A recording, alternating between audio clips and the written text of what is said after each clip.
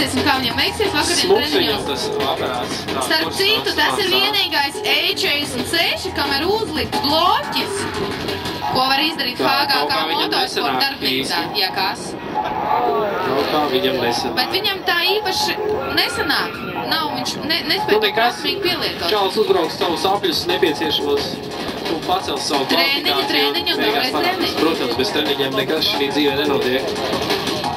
Bet tas ir vienīgais E46 ar bloķi. Kā? M3 visiem nāk ar bloķi? Nē, bet E46 vispār nenāk ar bloķi, un tas ir pārtaisīts ļoti. Kaut kā nesanāk. To var izdarīt tikai HGK motosporta. Tas ir numurs 39, Genādijs Nikonovs. No Daugavpils. Ciemiņš no Daugavpils.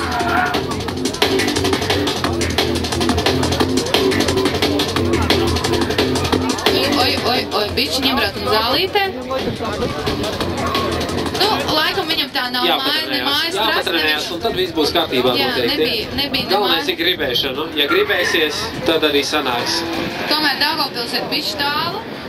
Un kaut vienreiz nedēļā. Viņiem jau grūti atbraukt uz šeit patrenēties. Varbūt viņiem tur savādākas tās trases ir Daugavpilī. Baigi sen neesmu bijis. Es arī ļoti sen neesmu bijis, neesmu redzējis, kas tur ir. Es zinu, ka tur baigi viss plāno par dragreisu, nezinu, kā pa dragreisu.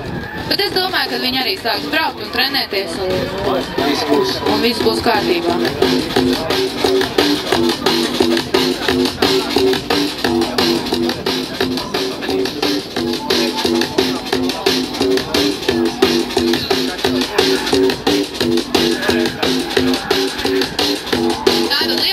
Mums arī zirtēts, bet nevajag, tā kā, vai iekšmaliņu vajadzēja, tur bišķi tā kā ārmaliņu, redzēsim, kas būs otrajā pusē, ātrums bija labs, bet sabremzējāmies par daudz, un viss beidzās, sārslīts nav, un te viņi ir, un viņi apmetās.